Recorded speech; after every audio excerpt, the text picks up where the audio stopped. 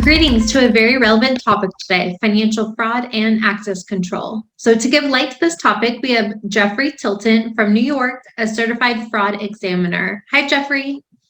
Hi, Ashley. Nice to meet you today. Nice to meet you as well. Thank you for being here. So first, My Jeffrey, pleasure. can you tell the audience a little bit about yourself?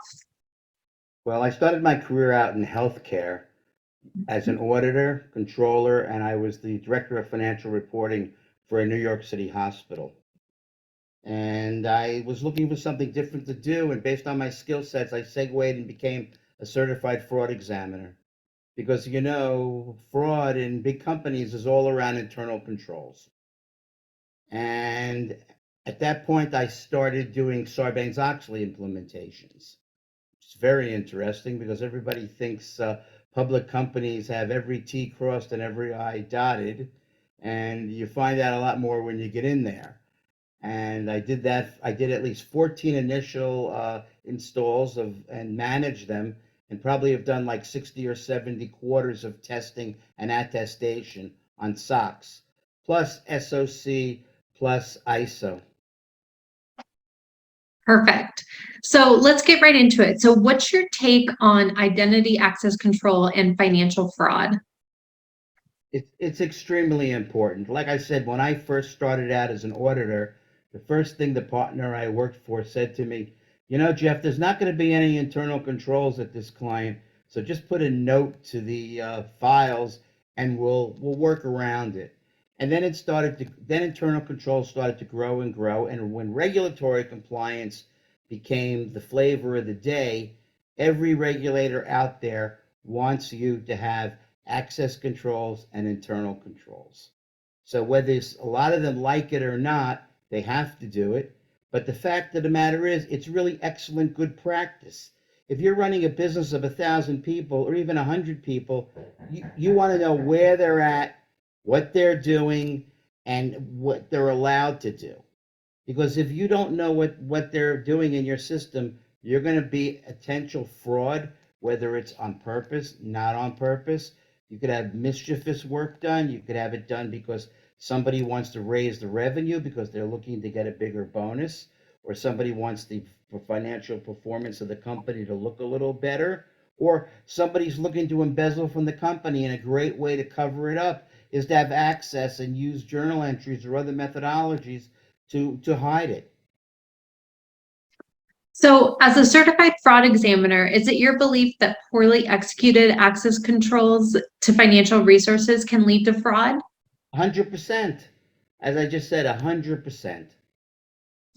And what are the consequences of these sloppy practices? So how much damage can this fraud impact?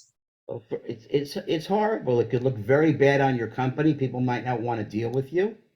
You have regulatory issues and fines. You could have sanctions.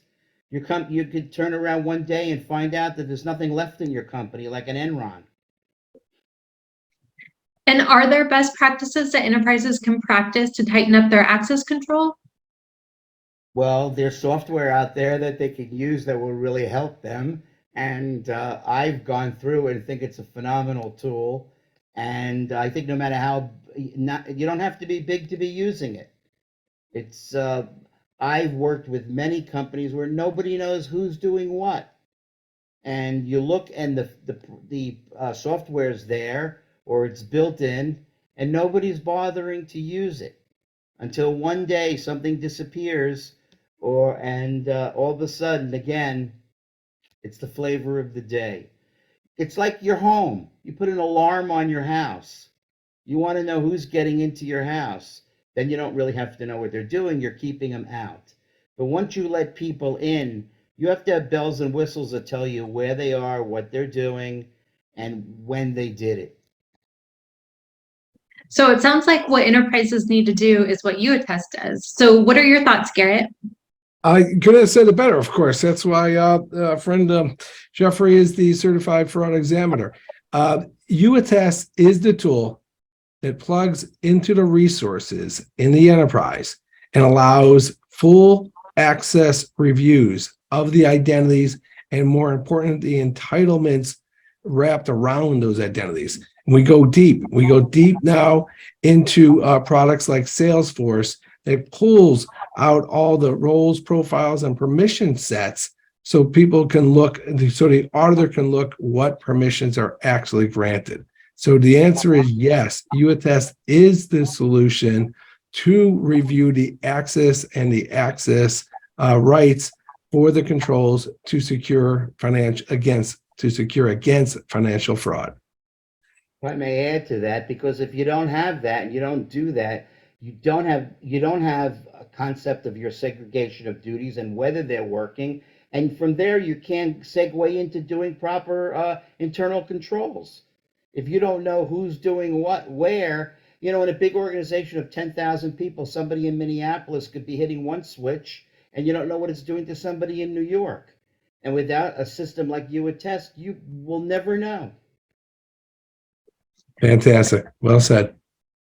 Perfect. So Jeffrey, can you tell people how we can get a hold of you?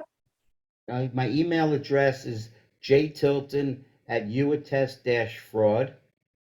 That's one. And I think that's the best way to do it. Yeah. Love it. So for us at UAttest, contact us at info@uattest.com and we'll get you going on your identity audits to prevent financial fraud as well as increase your security in general, at the same time making you compliant. So thank you so much, Jeffrey. I appreciate you being here. I do too. Thank you so much for having me. Of course. Thanks. Fantastic.